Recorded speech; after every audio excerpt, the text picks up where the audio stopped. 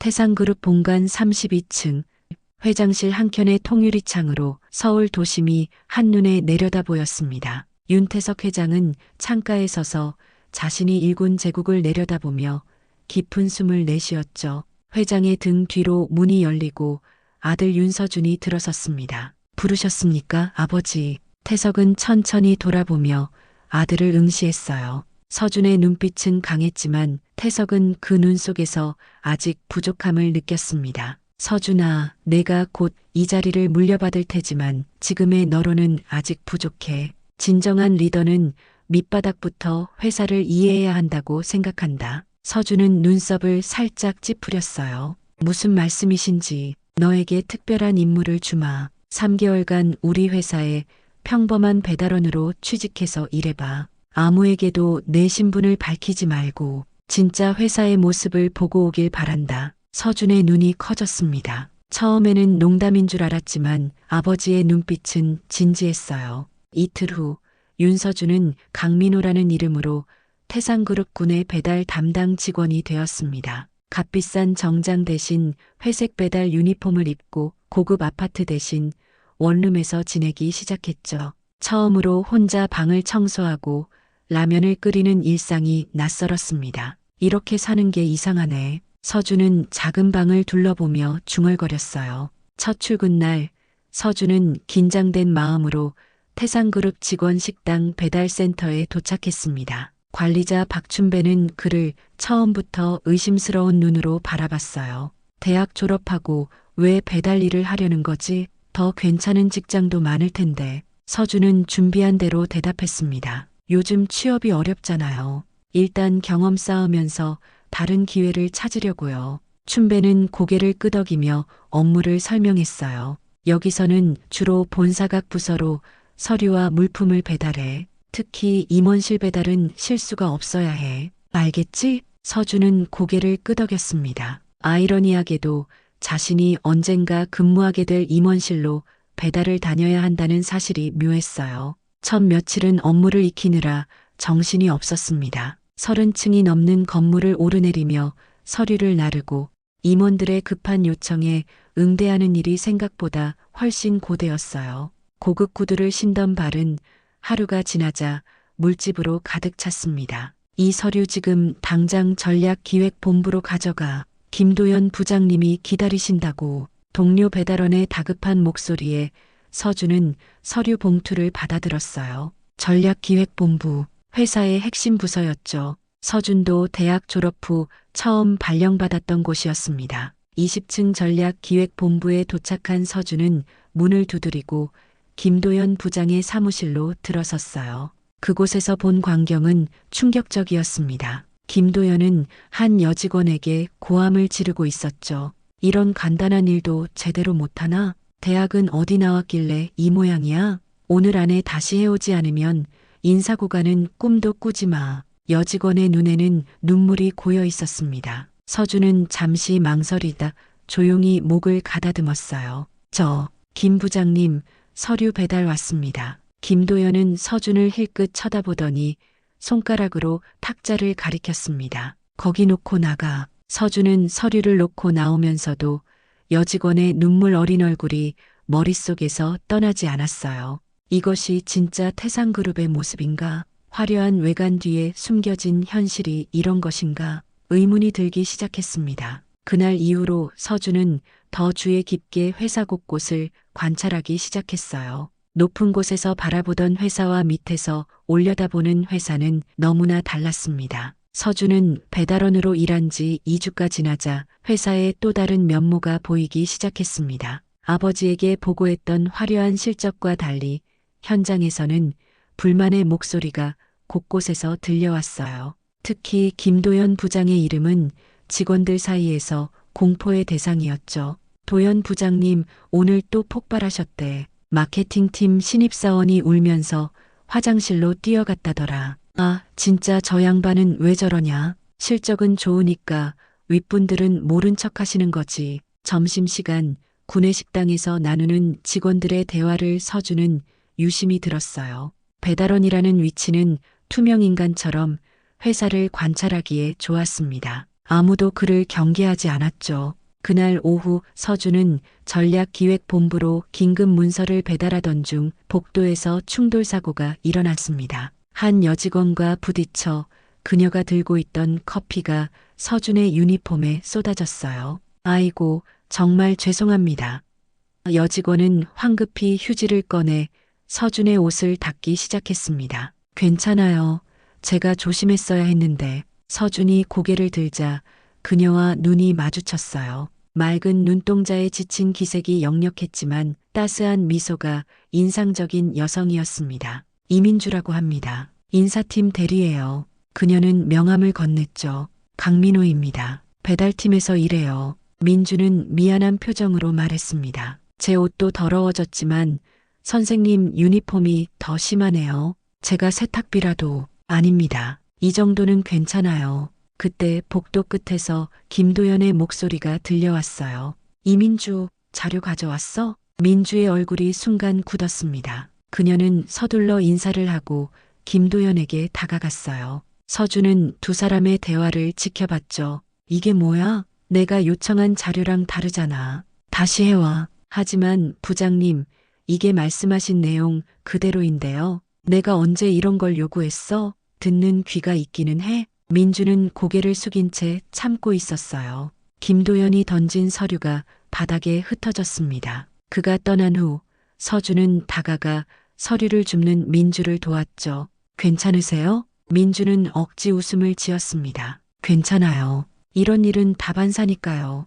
왜 참으시는 거예요? 부당한 대우잖아요. 그녀는 잠시 서준을 바라봤어요. 말은 쉽죠. 하지만 여기서 살아남으려면 그냥 참는 게 최선일 때가 있어요. 그 말에 서준은 무언가 가슴이 아팠습니다. 자신의 아버지가 일군 회사가 이런 모습이라니 어디서부터 잘못된 걸까요? 다음 날 서준은 우연히 지하 주차장에서 김도연과 낯선 남자가 대화하는 모습을 목격했어요. 그들은 주변을 경계하며 작은 목소리로 이야기했고 검은 봉투가 오갔습니다. 직감적으로 이것이 정상적인 업무가 아니라는 것을 느꼈죠. 서준은 점점 더 김도연의 행적에 의문을 품게 되었어요. 전략기획본부로 배달을 갈 때마다 그의 행동을 유심히 지켜보았고 특별한 용건이 없어도 그 부서에 자주 들렀습니다. 그러던 중 김도연이 회사 기밀 정보를 경쟁사에 넘기고 있다는 소문을 들었죠.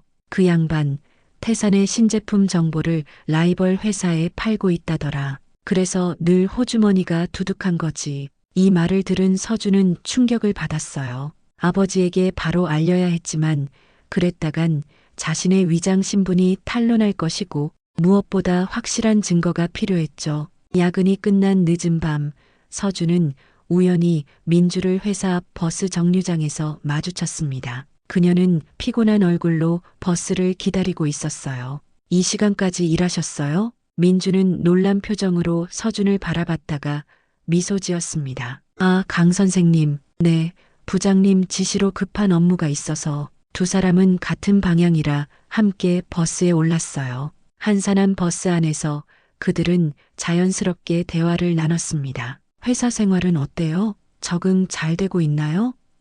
민주가 물었죠. 네. 하지만 의외로 보이는 것들이 많아요. 특히 김도연 부장님 같은 사람이 어떻게 중역까지 올라갔는지 의문이에요. 이 말에 민주의 표정이 굳었습니다. 조심하세요. 그분에 대해 함부로 말했다간 큰일 납니다. 서준은 잠시 망설이다 물었어요. 혹시 그분이 불법적인 일을 하고 있다는 소문 들어보셨나요? 민주는 주변을 살피더니 목소리를 낮췄습니다. 증거가 있어요. 하지만 혼자서는 어떻게 할 수가 없어요. 그분의 인맥이 워낙 두터워서 서준의 가슴이 뛰었어요. 바로 이것이었습니다. 그 증거 저에게 보여주실 수 있을까요? 민주는 서준을 의심스럽게 바라봤어요. 왜 그런 걸 알고 싶으신 거죠? 배달원이 그런 일에 관심 가져서 좋을 게 없어요. 서준은 잠시 고민했습니다. 신분을 밝힐 수는 없었지만 신뢰를 얻어야 했죠. 제가 그냥 배달원은 아니에요. 더 자세히 말하긴 어렵지만 회사의 부조리를 바로잡는데 도움이 될 수 있어요. 민주는 한참을 서준의 눈을 바라봤습니다. 그리고 마침내 결심한 듯 말했어요. 내일 점심시간에 옥상에서 만나요. 그때 이야기하죠. 버스에서 내리며 서준은 가슴이 무거웠습니다. 이제 회사의 진실을 파헤칠 첫 발을 내딛게 된 거죠. 다음날 정오, 서준은 약속대로 회사 옥상으로 향했습니다. 35층 옥상은 직원들이 잘 찾지 않는 조용한 공간이었죠. 바람이 세게 불어 서준의 머리카락이 흩날렸어요. 멀리서 민주의 모습이 보였습니다. 그녀는 벤치에 앉아 서류 가방을 꼭 쥐고 있었어요. 기다리셨나요? 서준이 다가가 물었습니다. 민주는 주변을 살피며 낮은 목소리로 대답했어요. 오래 기다리진 않았어요. 여기라면 우리 대화를 들을 사람도 없을 테니까. 그녀는 가방에서 파일 하나를 꺼냈습니다. 누런 종이 표지 위에는 전략기획본부 마이너스 기밀이라고 적혀 있었어요. 이건 김도연 부장이 경쟁사 청룡전자와 주고받은 이메일과 회의 기록이에요. 우연히 그의 컴퓨터가 열려 있는 걸 봤죠. 회사의 신제품 정보와 마케팅 전략을 모두 넘기고 있어요. 서준은 파일을 받아 빠르게 훑어봤습니다. 그 안에는 태산그룹의 차세대 스마트폰 설계도와 출시 전략이 담겨 있었고 청룡전자 측에서 보낸 답장과 입금 내역까지 있었어요. 이건 심각한 기업 스파이 행위네요. 어떻게 이런 증거를 모으셨어요? 민주의 눈에 결의가 서렸습니다. 처음엔 우연이었어요. 야근하다 김 부장님 컴퓨터에서 이메일을 봤죠. 그 후로 조금씩 증거를 모았어요. 하지만 혼자서는 힘들었습니다. 서준은 깊게 생각에 잠겼어요. 이제 김도연의 부정행위에 대한 증거는 확보했지만 어떻게 이 문제를 해결해야 할지 막막했습니다. 아버지에게 바로 알리면 위장 임무는 여기서 끝나겠지만 그것이 최선일까요? 이 증거로 도연 부장을 고발할 수 있을까요? 서준이 물었어요. 민주는 쓴웃음을 지었습니다. 그가 얼마나 강력한 인맥을 가졌는지 모르시나 봐요. 최고 경영진과도 친분이 있고 윤태석 회장님과도 골프를 자주 친다고 하더라고요. 증거가 있어도 쉽게 믿어주지 않을 거예요. 서준은 속으로 웃었어요. 아버지가 김도현과 골프를 친다는 건 처음 듣는 얘기였습니다. 아마 도연이 퍼뜨린 거짓말이겠죠. 그럼 우리가 더 확실한 증거를 모아야겠네요. 혼자가 아닌 둘이서요. 민주는 의아한 표정으로 서준을 바라봤어요. 왜 이런 위험한 일에 나서려는 거죠? 그냥 배달원인데. 서준은 잠시 망설였습니다. 자신의 정체를 완전히 밝힐 수는 없었지만 최소한의 신뢰는 필요했어요. 저는 이 회사가 정의롭게 운영되길 바라요. 그리고 당신처럼 용기 있는 사람을 돕고 싶고요. 민주의 눈에서 의심이 조금 풀렸습니다. 두 사람은 앞으로의 계획을 세우기 시작했어요. 서준은 배달원으로서 다양한 부서를 오가며 정보를 수집하고 민주는 인사팀에서 김도연의 비리 정보를 더 모으기로 했죠. 그렇게 2주가 지났습니다. 서준과 민주는 점심시간이나 퇴근 후에 만나 정보를 교환했어요. 둘의 관계는 단순한 동료를 넘어 친구가 되어가고 있었죠. 서준은 처음으로 진짜 자신의 모습을 보여주는 것 같아 마음이 편했습니다. 오늘은 재무팀에서 흥미로운 정보를 얻었어요. 서준이 카페에서 민주에게 말했습니다. 김도연이 회사 돈으로 개인 비용을 처리한 증거예요. 명품 시계부터 고급 레스토랑까지 모두 업무 접대비로 둔갑시켰더군요. 민주도 새로운 발견을 공유했어요. 저도 발견한 게 있어요.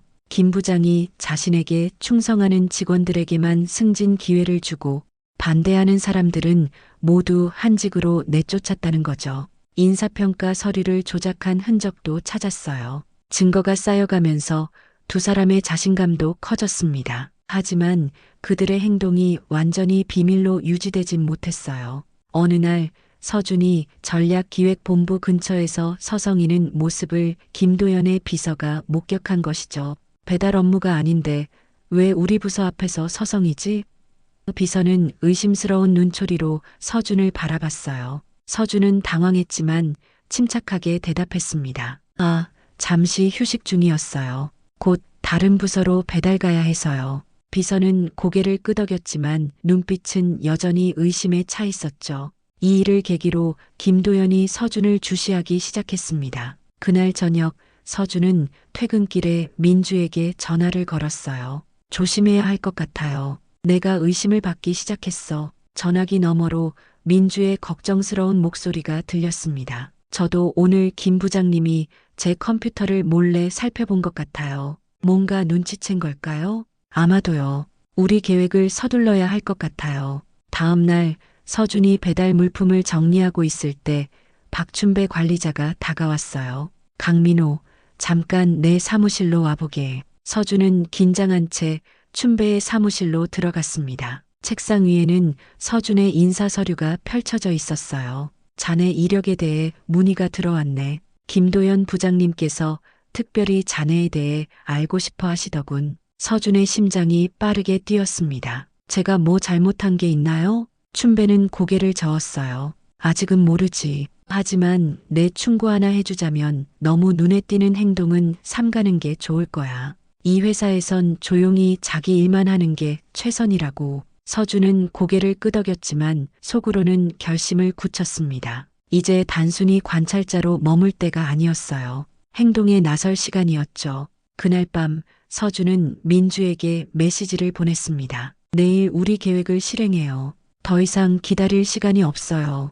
다음 날 아침 서준은 평소보다 일찍 출근했습니다. 회사가 아직 한적한 시간, 그는 여러 부서를 돌며 마지막 증거 수집을 위해 분주히 움직였어요. 오늘은 중요한 날이었습니다. 태상그룹 창립 30주년 기념식이 있는 날이죠. 모든 임원과 주요 직원들이 본사 대강당에 모이는 행사였어요. 서준은 민주와 마주친 복도에서 짧게 눈인사를 나눴습니다. 그들은 며칠 전부터 치밀한 계획을 세워두었죠. 창립 기념식에서 김도연의 비리를 공개하기로 한 것이었어요. 윤태석 회장을 포함한 모든 고위 임원들 앞에서 말이죠. 준비됐어요?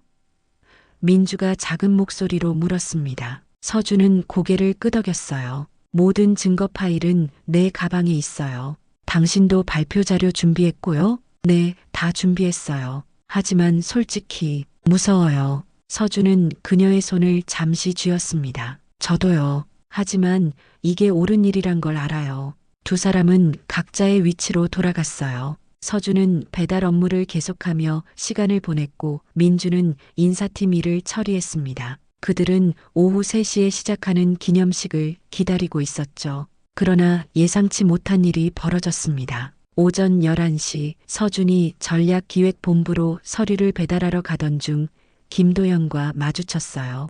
강민호 씨, 잠깐 내 사무실로 들어와 보게. 서준은 어쩔 수 없이 따라갔습니다. 김도연의 사무실에 들어서자 그의 차가운 미소가 기다리고 있었어요. 자네에 대해 좀 알아봤네. 경력도 학력도 모두 가짜더군. 자네 정체가 뭐지? 서준의 등에서 식은땀이 흘렀습니다. 너무 이른 시간에 정체가 탄로날 위기였어요. 무슨 말씀이신지 모르겠습니다. 제 이력서에 적힌 대로. 김도연은 손을 들어 서준의 말을 끊었습니다. 그만둬. 자네와 이민주가 뭔가 꾸미고 있다는 건 다 알고 있어. 내 컴퓨터를 해킹하려 했던 것도, 직원들에게 내 얘기를 캐물었던 것도. 서준은 침착함을 유지하려 애썼어요. 부장님, 오해하신 것 같습니다. 오해? 어제 자네 휴대폰을 도청했네. 이민주와 나눈 대화 내용 모두 녹음해뒀지. 창립 기념식에서 나를 공개적으로 망신 주려는 계획도 알고 있어.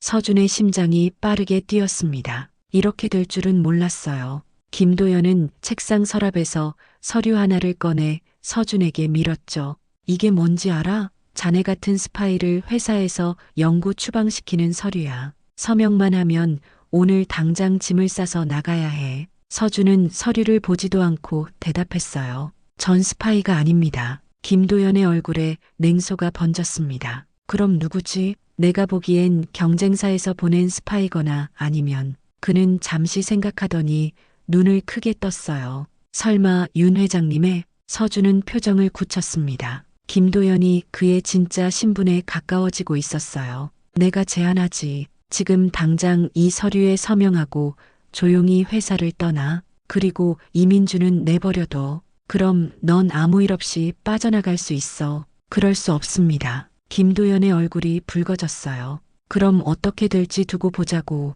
넌 오늘 안에 이 회사에서 쫓겨날 거야. 그리고 이민주는 그녀에겐 특별한 자리를 마련해뒀지. 그 말에 서준의 분노가 치밀었습니다. 민주 씨를 건드리면 날 협박하는 건가? 한낱 배달원 주제에?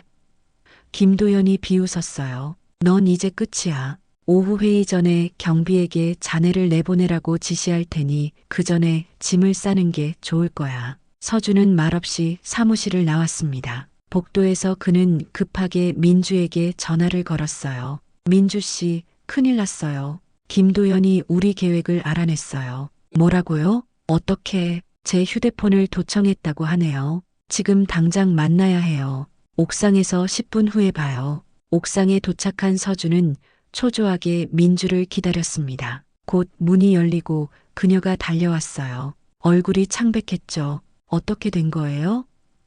민주가 숨을 헐떡이며 물었습니다. 서준은 상황을 설명했어요. 김도연이 저를 회사에서 쫓아내려고 합니다. 그리고 당신도 위험해요. 민주의 눈에 두려움이 어렸습니다. 이제 어떻게 해요? 모든 계획이 물거품이 되는 건가요? 서준은 깊게 생각에 잠겼어요. 이제 선택해야 했습니다. 자신의 정체를 밝히고 아버지에게 도움을 청할 것인가, 아니면 끝까지 비밀을 유지하며 다른 방법을 찾을 것인가. 한 가지 방법이 있어요. 서준이 결심한 듯 말했습니다. 우리 계획을 앞당기는 거예요. 오후 회의를 기다리지 말고 지금 바로 행동하는 거죠. 지금요? 어떻게요? 김도연이 저를 내보내기 전에 제가 그의 사무실에서 컴퓨터 증거를 확보해야 해요. 당신은 그 사이에 임원들에게 긴급 회의를 소집해 주세요. 민주는 걱정스러운 얼굴로 물었습니다. 너무 위험하지 않을까요? 김 부장은 지금 사무실에 있을 텐데 제가 방법을 알아요. 그를 밖으로 유인할 방법이 있어요. 두 사람은 서둘러 계획을 세웠습니다. 서준은 김도연을 회의실로 유인하기 위해 가짜 긴급 메시지를 보내기로 했고, 민주는 몇몇 신뢰할 수 있는 임원들에게 상황을 설명하기로 했어요. 조심해요. 민주가 서준의 팔을 잡았습니다. 만약 붙잡히면 괜찮을 거예요. 그리고 당신에게 말해야 할 게 있어요. 서준이 망설이다 말했어요. 사실 저는 민주는 서준의 입에 손가락을 가져다 댔습니다. 지금은 말하지 마세요. 우리가 성공하고 나서 그때 모든 걸 이야기해요. 그녀의 따뜻한 미소에 서준은 용기를 얻었어요. 두 사람은 각자의 임무를 위해 서둘러 자리를 떠났습니다. 서준은 김도연을 유인하기 위해 비서를 통해 가짜 긴급 메시지를 전달했고, 그가 사무실을 비운 틈을 타 컴퓨터에 접근했어요. 하지만 그가 예상하지 못한 함정이 기다리고 있었습니다. 사무실 문을 열자마자 경비원 둘이 그를 붙잡았어요. 강민호 씨, 김도연 부장님 지시로 당신을 체포합니다. 회사 기밀정보 유출 혐의로요. 서준은 저항할 수 없었습니다. 그는 경비원들에게 끌려가며 민주에게 문자를 보내려 했지만 휴대폰마저 빼앗겼어요. 이제 그의 계획은 완전히 실패한 것처럼 보였습니다. 김도연의 함정에 걸린 서준은 회사 지하의 보안실로 끌려갔습니다. 작은 방에는 딱딱한 의자 하나와 테이블이 전부였어요. 경비원들은 그를 의자에 앉히고 문 밖에서 지키고 섰죠. 이게 무슨 짓입니까? 전 아무 잘못도 하지 않았어요. 서준이 항의했지만 경비원들은 무시했습니다. 30분 후 문이 열리고 김도연이 들어왔어요. 그의 얼굴에는 승리의 미소가 번져 있었죠. 어떻게 됐나, 강민호 씨? 아니, 진짜 이름은 뭐지? 김도연이 조롱하듯 물었습니다. 서준은 침묵을 지켰어요. 김도연은 테이블에 서류 뭉치를 던졌습니다. 이게 자네가 몰래 수집한 서류들이야. 내 사무실에 침입하려다 붙잡힌 현장 증거지. 회사 기밀 유출 시도로 고소할 거야. 부장님이야말로 회사 기밀을 경쟁사에 팔아넘긴 범죄자 아닙니까?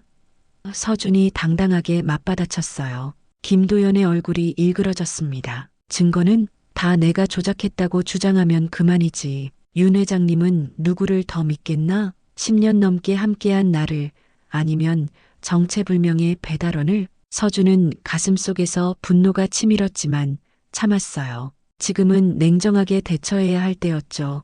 이민주는 어떻게 됐습니까? 김도연은 의미심장한 웃음을 지었습니다. 걱정 마. 그녀는 내가 특별히 돌봐주고 있어. 자네만 조용히 사라진다면 그녀에겐 아무 일도 없을 거야. 그때 갑자기 보안실 문이 열렸어요. 민주가 숨을 헐떡이며 들어왔습니다. 여기 있었군요. 민주가 외쳤어요.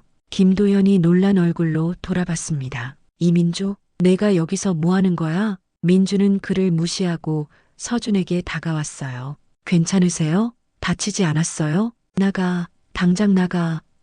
김도연이 고함쳤습니다. 못 나갑니다. 부장님, 민주가 차분하게 말했어요. 방금 윤태석 회장님께서 긴급 회의를 소집하셨어요. 모든 임원들과 강민호 씨, 그리고 부장님의 참석을 요구하셨습니다. 김도연의 얼굴이 창백해졌습니다. 뭐, 회장님이? 말도 안 돼. 내가 확인해 봐야겠어. 그가 전화를 꺼내려는 순간 민주가 말했어요. 이미 늦었어요. 회장님은 지금 대강당에서 기다리고 계십니다. 모든 증거를 가지고요. 무슨 증거?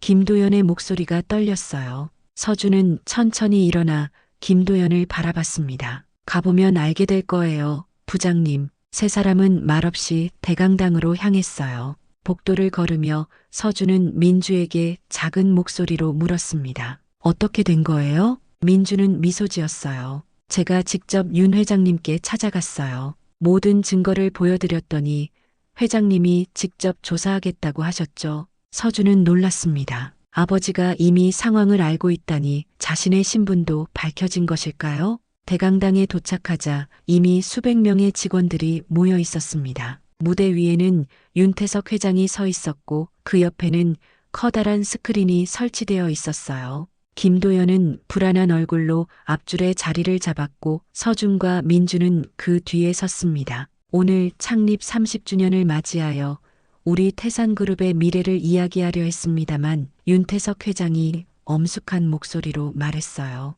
먼저 해결해야 할 문제가 생겼군요. 그는 김도연을 바라봤습니다. 김 부장, 앞으로 나와주겠나? 김도연은 떨리는 다리로 무대에 올랐어요. 윤 회장은 리모컨을 눌러 스크린을 켰고 그곳에는 김도연이 경쟁사와 주고받은 이메일과 입금 내역이 크게 나타났습니다. 이것이 내 신뢰하던 임원의 행동인가?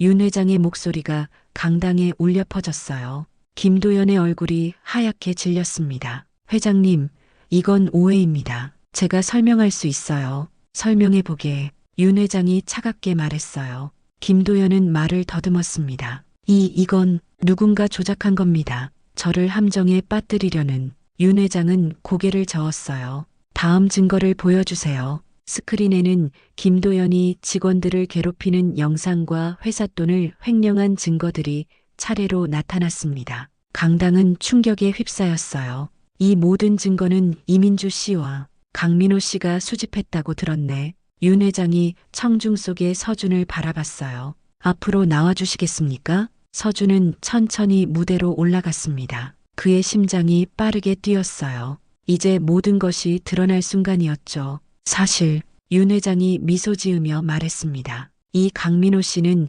특별한 임무를 맡고 있었습니다. 김도연의 눈이 커졌어요. 그는 서준을 자세히 들여다보더니 충격에 빠진 얼굴로 물었습니다. 당신, 설마. 윤 회장이 고개를 끄덕였어요. 맞습니다. 이분은 제 아들 윤서준입니다. 강당의 놀라움의 탄성이 흘렀습니다. 민주도 충격에 빠진 얼굴로 서준을 바라봤어요. 3개월 전 나는 아들에게 특별한 임무를 맡겼습니다. 평범한 직원으로 위장해 회사의 실상을 보고 오라고 했죠. 그가 발견한 것은 내가 미처 보지 못했던 우리 회사의 어두운 면이었습니다. 윤 회장은 서준에게 다가가 어깨를 두드렸어요. 내가 용기 있게 진실을 밝혀내서 자랑스럽구나. 서준은 고개를 숙였습니다. 아버지, 저 혼자의 힘이 아니었습니다. 이민주 씨가 없었다면 불가능했을 거예요. 윤 회장은 민주를 무대로 초대했어요. 이민주 씨,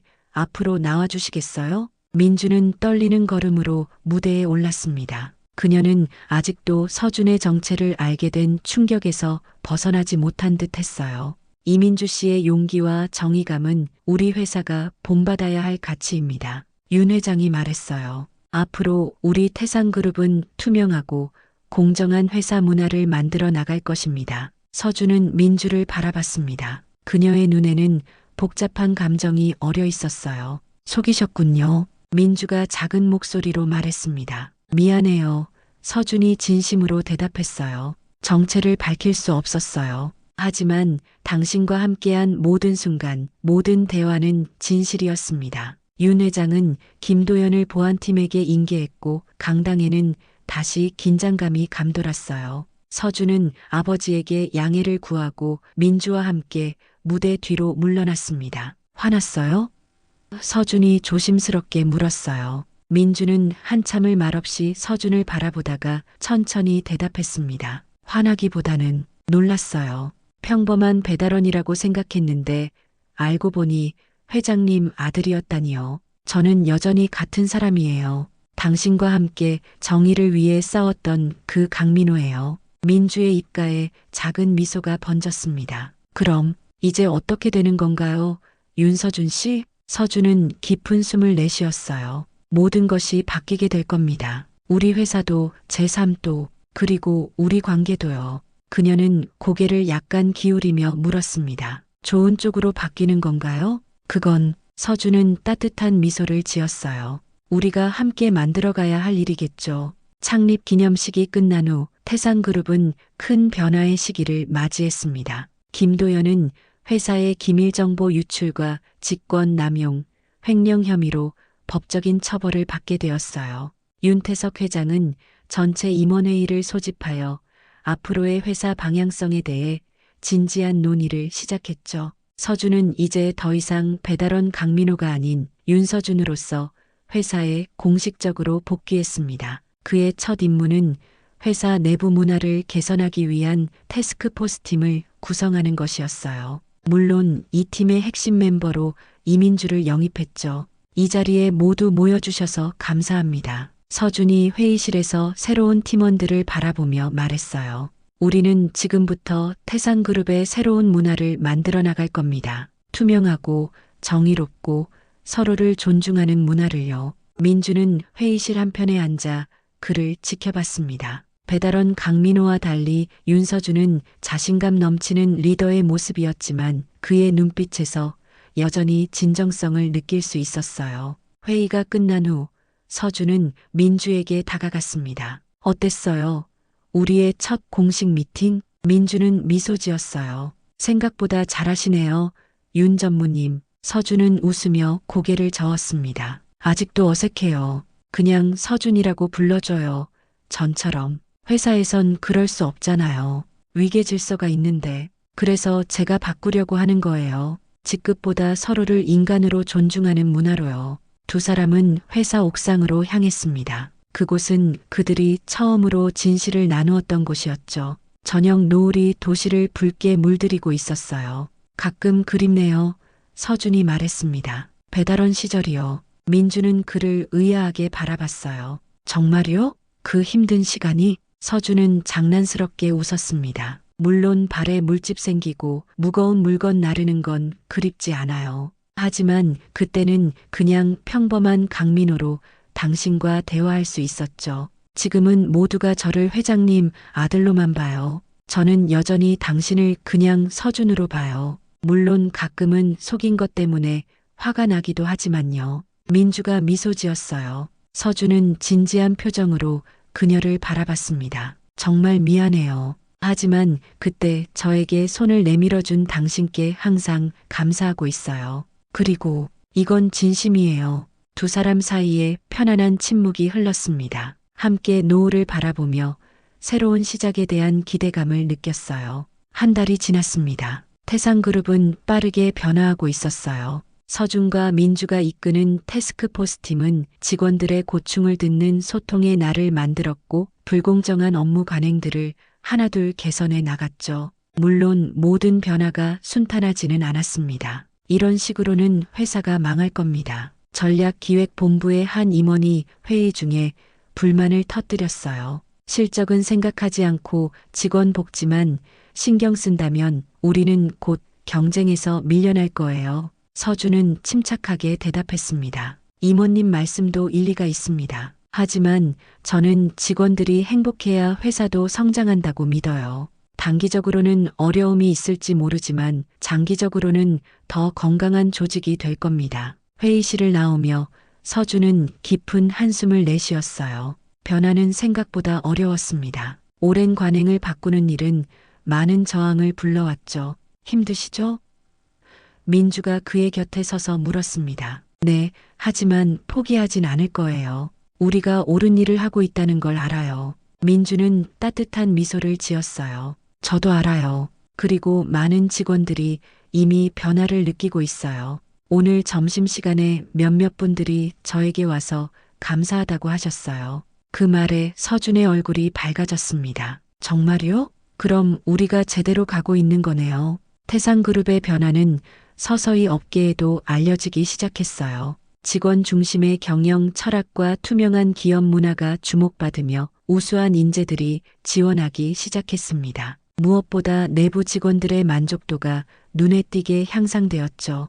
어느 날 저녁 서준의 사무실에 윤태석 회장이 찾아왔습니다. 일하는 모습이 보기 좋구나. 아버지가 말했어요. 서준은 자리에서 일어나 공손히 인사했습니다. 아버지, 어서 오세요. 태석은 사무실을 둘러보며 천천히 아들 앞에 앉았어요. 요즘 회사가 많이 달라졌더구나. 직원들 표정이 밝아졌어. 아직 갈 길이 멀어요. 하지만 조금씩 나아지고 있습니다. 태석은 고개를 끄덕였습니다. 내가 변화시킨 건 회사뿐만이 아니야. 나도 많은 생각을 하게 됐다. 서준은 놀란 표정으로 아버지를 바라봤어요. 평생 강인하고 엄격했던 아버지가 이런 말을 하다니 의외였습니다. 내가 이 회사를 키우느라 정작 중요한 것들을 놓쳤구나. 직원들의 마음 그리고 태석이 잠시 숨을 들이마셨어요. 너와 보낼 시간도 말이다. 서준의 눈시울이 뜨거워졌습니다. 아버지와 이런 대화를 나눈 적이 거의 없었어요.